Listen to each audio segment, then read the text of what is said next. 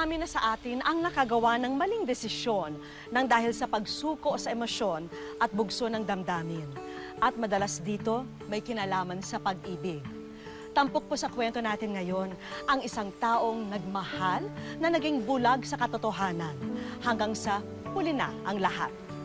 Magandang hapon po mga kapuso. Ako po si Vicky Morales at ito po ang Wish Ko Lang.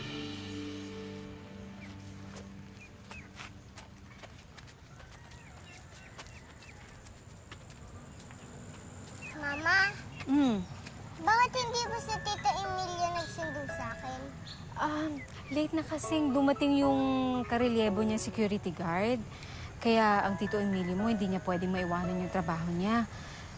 Pero, buti naman pinayagan ako ni Tita Virgie mo na makaalis sa trabaho ng maaga. Tita ko po ba si Tita Virgie? Hindi. Best friend ni Mama. Parang kapatid ko. Pero pwede mo rin siyang tawagin tita. Si Tita Emilia po. Di ba boyfriend mo siya? Hindi naman best friend. Bakit tita rin tawag ko sa kanya? Teka muna. Bakit ba alam mo yung mga boyfriend na yan? Gusto mo ba siyang maging tatay? Ayoko po. Hindi ko naman siya tatay eh. Sige. Umuwi na tayo. Kasi ang dami-dami mo nagtanong eh.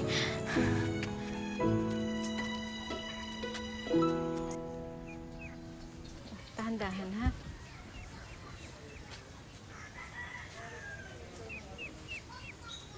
Miss? May kailangan ka ba? Ikaw ba si Linda? Ako nga. Bakit? Kala ko naman mas maganda ka sa nanay ko. Eh, sino ka nga ba? Ako si Juana, yung anak ni Emilio, yung boyfriend mo.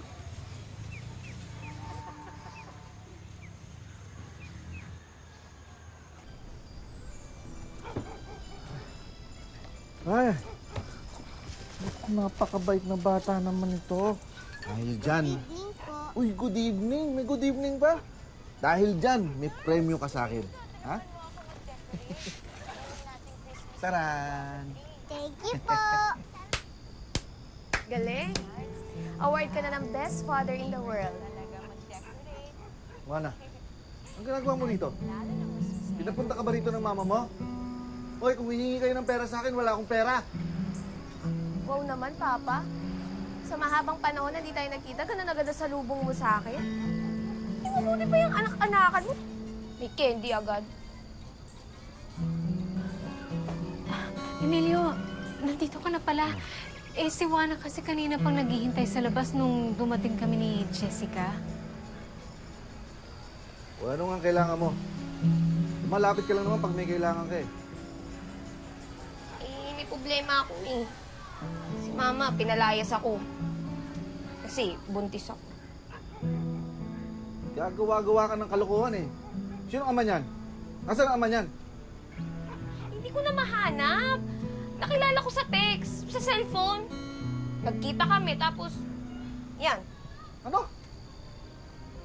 Eh kung di ka nung palang gaga eh. Kung papabuntis ka sa hindi mo kilala. Emilio, tama na. Eh ano na ngayon? Ano na? Ano gagawin natin dyan? Eh di ba sinabi ko na nga sa inyo, wala akong matitirhan. Eh paano na ako? Nasabi na sa akin ni Juana yung problema niya kanina. Napag-isip-isip ko na kaya pa naman natin na may makakasama sa bahay. Linda, buntis yan oh. Manganganak na yan sa isang buwan. Tapos ano, tayo mag-aalaga dyan. Tayong gagasta dyan, pati sa iaanak niyan. Yun na nga ang gusto kong sabihin, Emilio. Apo mo rin naman yung magiging anak niyan eh. Matatanggihan mo ba naman yung apo mo? Uy, magpasalamat ka at mabait ang tita Linda mo ha. Dahil kung ako lang yan, Sa puntong yun, batid ni Linda na panibagong responsibilidad ang katumbas ng pagdating ni Juana sa kanilang tahanan.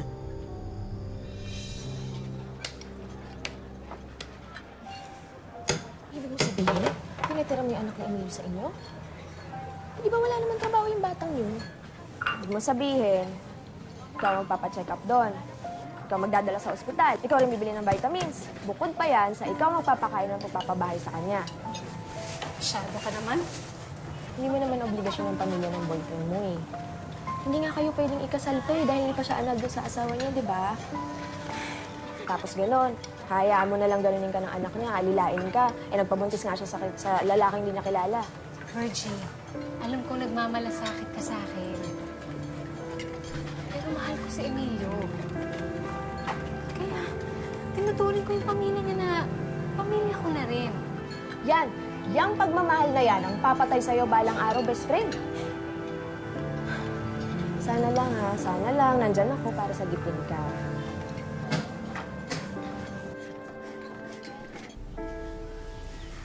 Juana, andito na yung baby mo, oh. Makaraan ang ilang buwan, nagsilang na si Juana. At si Linda pa rin ang nag-asikaso at nagbayad sa lahat ng pangangailangan. Lumalaki na nga ang kanilang pamilya, kaya tiyak lolobo rin ang gastusin nila. Ang cute-cute niya naman, ate. Ba siya? Apo. Buti naman nakikitang ka sa kanya. Gusto mo ikaw na lang mag-alaga sa kanya? Pwede pa po? Ay, naku, anak. Hindi. Delikado mag-alaga ng bata. Ano ka mo? Oh, kumusta ang bagong panganak? Kuya Angelo, ang ginagawa mo dito? Di ba nasa butuan ka? Ay, Linda. Ito ang panganay kong anak, si Angelo. Siya ang tita Linda mo, Angelo. Siya ang mabait na babaeng kumutkop sa amin ng kapatid mo. Nice to meet you po, tita. Linda, usap muna tayo.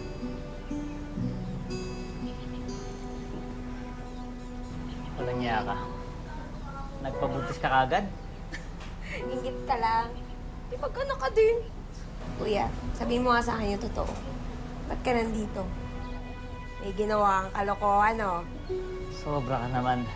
Alam mo, siyempre, nalaman ko na nanganak ka. Kaya ito, dumadalaw lang ako sa'yo. Nik-nik mo. Sa atin din titira si Angelo. Pasensya ka na, mahal. Kasi wala namang matitiran yung bata eh. Kaya habang naghanap sana lang ng trabaho. Pero naayos ko naman yung papel niya eh. Siguro mga 2 buwan, secure na rin yan.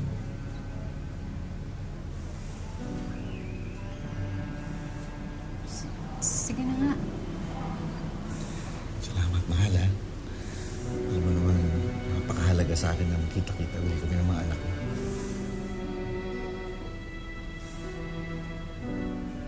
Oh, anak. Umayag ng tita Linda mo. Sa amin ka muna titira. Pero pangako mo ha, maghanap ka ng trabaho. Ha?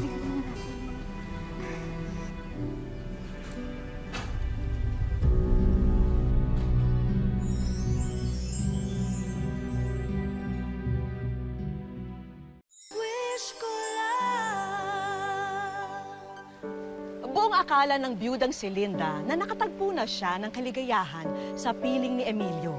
Pero kailangan niya ring tanggapin at mahalin ang nakaraan ng bagong kinakasama. Gaya ng 2 anak nito na nakikitira rin sa kanila. Ang hindi alam ni Linda, may kaakibat na mga problema ang bagong kabanata ng buhay pag-ibig niya.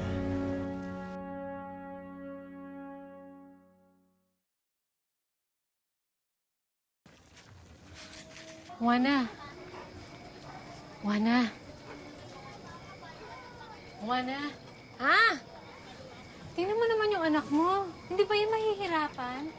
Tingnan mo pagkarga mo. Ibaba mo kasi muna yung cellphone eh. Ikaw na lang kaya humawak dito sa bata. Oo, para ikaw na. Mga bagay-bagay.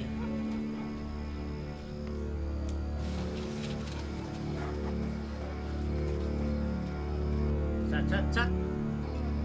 Napun tayong pulutan niya. Jessica? Lagay mo ito. Anak, anong ginagawa mo? Hi, tita. Nagpatulong lang kami maghain ng pulutan dito kay Jessica. Pero hindi niyo alipin ang anak ko.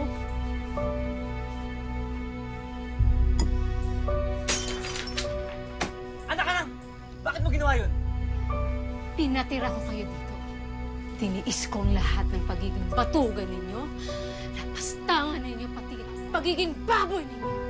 Pero hindi ako papayag na pati ang anak ko aabusuhin ninyo. Sige na, pre. Tapang pala ang syota ng tatay mo eh. Basta kami. Layas! Alis! Alis! Alis! Sa lahat ng ayoko, napapahiya ako. Sige nga, kuya. Tignan ko nga kung astig ka pa rin. Alam mo ba kung anong ginawa ko dun sa huling babaeng nagpahiya sa akin, ha? Alam mo ba? Ano to? Ano to? Ano ginagawa mo? Ito eh. Pinahiya ako sa mga barkada ko eh. Ano ba? Ako ba? Ako ba ngayon, ha? Ako ba? Ikaw! Tumingil ka na! Sige, bumas ka. Bumas ka! Bumas! Bumas! Bumas! Sayang naman eh. Isang taon ako nagpasensya, Emilio. Ginawa ko ang lahat para sa'yo, pero hindi ako papayag na pati ang anak ko. Nahalipin nila. Mahal. Pagpasensya mo na. Lasting lang yun. Please. Ako nang bahala. Ako didisiplina sa mga yan. Hindi na lang uulitin sa'yo yan. Ha?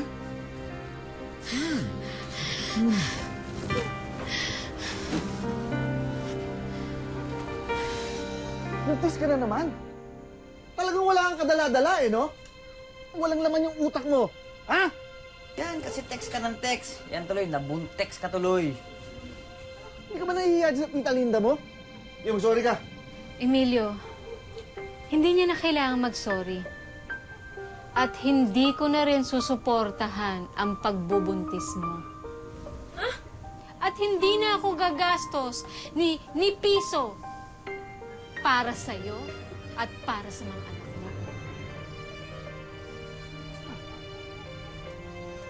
Mahal. Ano ganyan? Ano yung tinitan sweldo ko eh?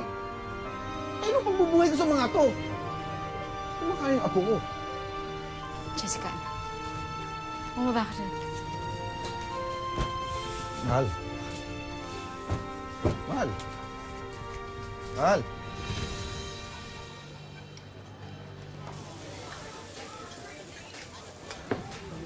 Dali lang yung isa pa, ha? Jessica, may kailangan ka? Wala po. Sige. Sabihin mo lang, ha, pag may kailangan ka, ha? Apo.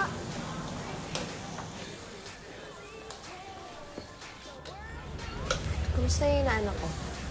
Nagtatanong na siya kung bakit dito siya dumediretso pagkatapos ng eskwela niya. Pero, okay naman. Ikaw, kumusta ka naman? Alam mo, Virgie, nasira na ang buhay ko noon. Nung namatay si Joel, akala ko tapos na ang buhay ko. Ang buhay namin mag-ina. Pero nung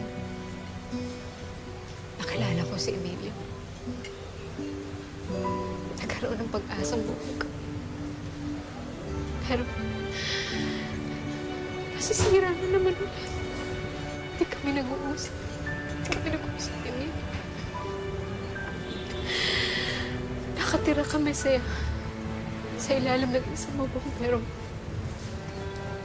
parang magkamila ang mundo namin.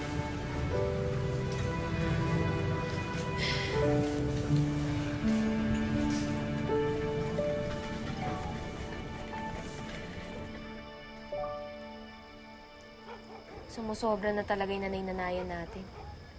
Sa una lang pala, bait-baitan ni Pep. Tapos mababayaan tayo.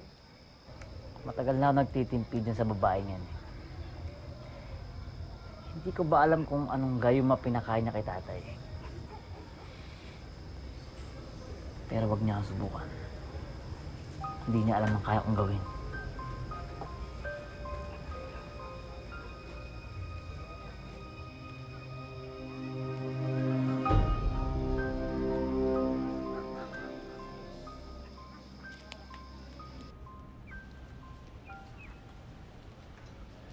Anak, Ano po yun, Ma? pwede bang pakitimplahan si Mama ng kape? May wala na pong kape. Oo nga pala. Mabilis palang uminom ng kape ang mga bisita natin. Dali. Alam mo si Mama ng kape. Kaya mo? Opo. Sige, mag-ingat ka, ha?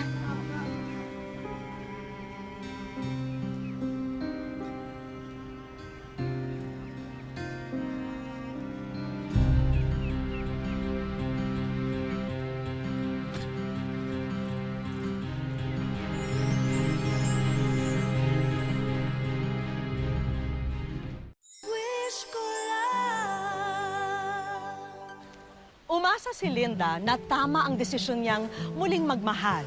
Ngunit unti-unting nagbago at sumama ang sitwasyon nila. At tila mauwi pa sa marahas na tagpo ang gusot sa kanilang pamilya.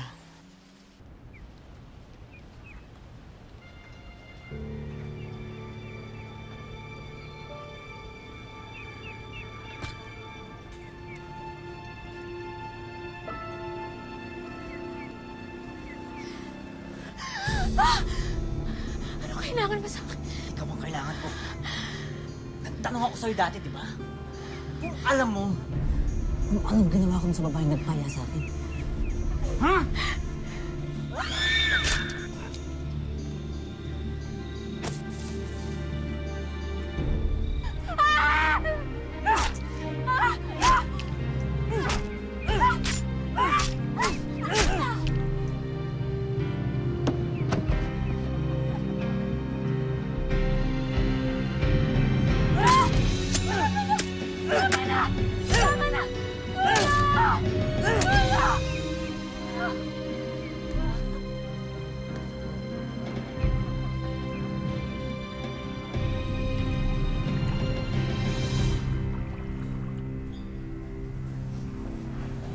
Kayo po ba ang kaanak ni Mrs. Erlinda Salvani? Kami po kaanak. Nagtamo siya ng mga sugat. At halos maputol yung braso niya dahil sa daming tagang natanggap niya. Naputulan siya ng ilang daliri. May saksak sa liig. Diyos ko. But the good news is nagawa namin ito ng paraan. Naagapan namin yung ugat at nerves ng braso niya. Naibalik namin ito through surgery. Pero iha, hindi na namin ito mababalik sa dati. Hindi na din siya magiging kasing lakas and flexible katulad ng dati. Hindi na rin namin naisauli yung iba ng daliri. Pero all in all, maswerte pa rin si Lucis. Dahil nabuhay siya, she is a real survivor. Will you please excuse me at babalikan ko na lang siya para sa check-up niya. Salamat po, Dok. You're welcome.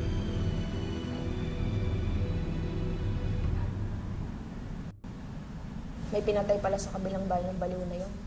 Kaya pala nagpunta dito para magtago. Pero ngayon na nahuli na siya, wala na siyang ligtas.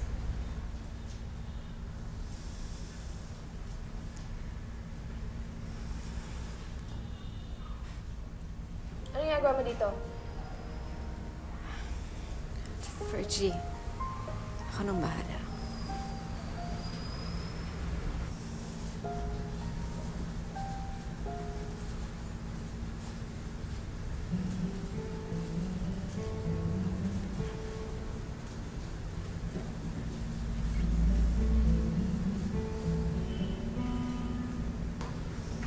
Linda, tawarin mo sana ako sa lahat ng nagawa kong pagkakamali sa'yo.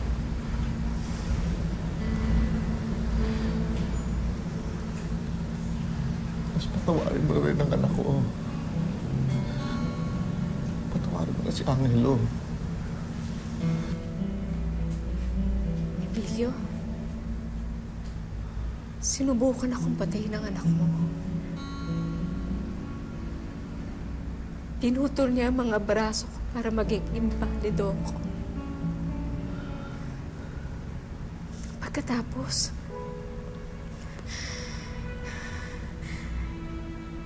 pinilit niyang pugutin ang ulo ko. Gusto mo, kalimutan ko ang lahat para sa'yo?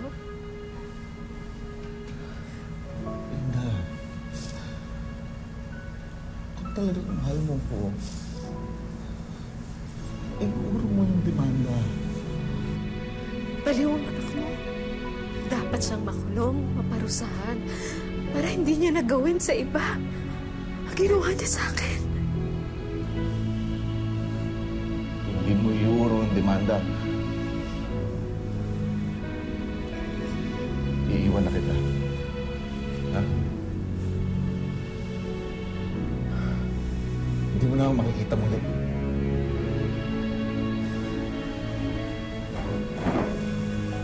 Emilio,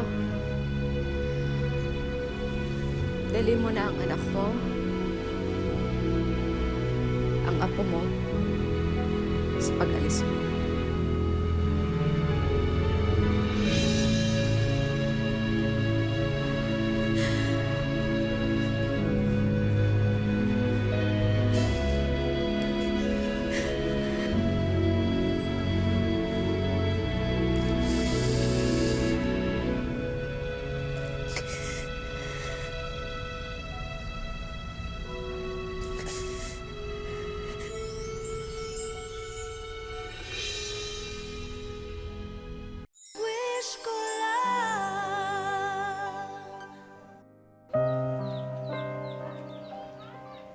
Ang dating mga sugat, ngayon ay mga markadong pilat.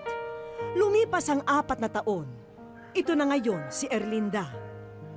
Nasasyak po ako. Parang hindi ko maisip nga yun ang mangyayari sa akin. Minsan hindi ko maiiwasan, parang na-trauma ako. Takot ako pag may nakita akong tao na magdalag itak kasi akala ko naman na tatagain na naman ako. Maging ang itsura ng salarin, animoy panghabang buhay naman siya na raw sa kanyang isipan.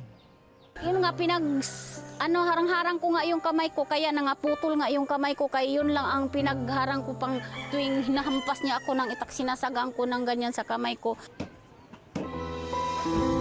Ngayong nakakulong na ang taong may gawa nito kay Erlinda at iniwan na siya ng dating kinakasama. Isang malaking aral daw sa buhay ang tumatak sa kanya ng gabing yun. Hindi mo masukat ang tao pag hindi mo makasama sa isang bubong ng matagal, hindi mo malaman ang tunay na pagkatao. Kasi nga, sa panglabas na anyo, hindi mo malaman nga, yun pala ang pinapakain mo, inaalagaan mo, yun pala ang papatay sa iyo. Pero yun nga ang sama ng loob ko, hindi talaga maalala. Pinatawad ko na sila, ngunit hindi ko maibalik yung dati kong tiwala nga, ganun na nga, dahil sa ang bait ko nga sa kanila. Mahirap pala magmahal ng tao na hindi mo lubos na kilala, na nagkakilala lang sa isang trabaho, tapos maniwala ka dahil mabait siya, maraming mga bagay nga ginagawa, nga tumutulong, mabait, hindi pala sapat yan. Sa isang tao na lamang iniaalay ni Erlinda ang kanyang puso at buong buhay. Ang kanyang unika iha na si Jessica. Gusto ko makatapos sa sir ng pag-aral niya, kahit ang sabi ko nga sa kanya, kahit anong gusto mo nga kurso, basta kay makatapos ka lang, kasi wala akong talagang ikapamana sa iyo kundi ang kaalam mo, dahil hindi yan maaagaw ng ibang tao. Pilit na nakipagkita sa amin sina Erlinda at Jessica ng sumunod na araw. Gusto raw kasi nila kami ihatid sa airport. Ito na lamang daw ang paraan nila para magpasalamat sa aming pagbisita. Ilang minuto pa ang lumipas. Napansin namin naging emosyonal na si Erlinda. Natutuwa lang po ako. Bakit po? Kasi hindi ko akalain na. Akala ko panaginip ko lang to. Kahit pinasyalan lang ako ninyo dito, malaking bagay na ito para sa aking anak.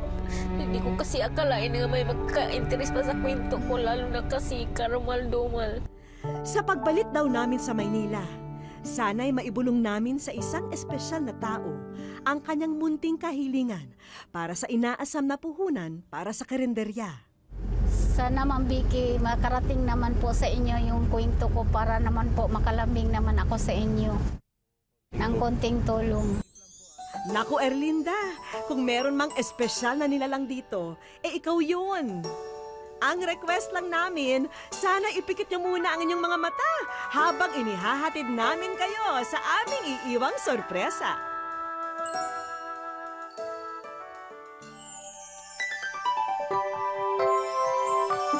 Ang pinapangarap mong mga gamit sa iyong munting karinderya?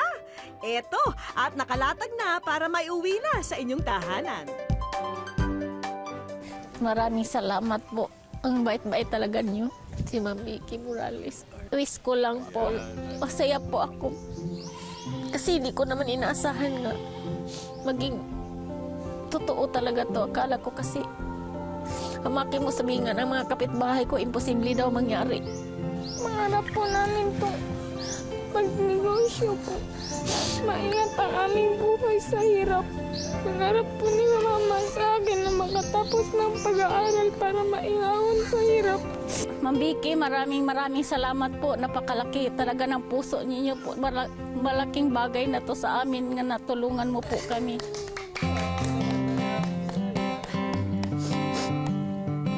Para raw naman maipakita ni Erlinda ang labis na galak, dapat kami rin daw ang unang titikim ng kanyang pinakabagong specialty sa kanyang tindahan. Kaya Chef Linda, take it away! Ma'am Vicky, para sa inyo po itong lulutuin ko. Ang pangalan, sweet and sour fish ko lang. Sa husay ni Erlinda sa kanyang bagong kusina, hindi na kami magtataka kung araw-araw dudumugin ang kanyang panindang ulam. Ilang sandali pa, ready na ang specialty of the house. At ito na po ang ating sweet and sour fish ko lang. Maliban sa aming grupo, tingnan na nga natin kung ano ang masasabi ng mga future customer ni Erlinda. Anong pangalan nito? Sweet and sour fish ko lang. Ang sarap. Sus, Ginoo, sarap ng fish ko lang. Ang sarap ng fish ko lang. Si Erlinda, walang naging ibang laman ng puso, kundi maibahagi ito sa iba. Sana po makapulot ng maraming aral ang makapanood ng aking kwento sa aking buhay. Gaya ng kwento ni Linda, kailangan nating tignan ng mabuti kung hindi naabuso ang ating pagtulong at pagmamahal. Dahil bago ang lahat, kailangan muna natin mahalin ang ating sarili para masabing handa rin tayong mag-alay ng pagmamahal sa iba. Ako po muli si Vicky Morales, nagpapasalamat sa inyong patuloy na pagsubaybay dito po sa Wish Ko Lang.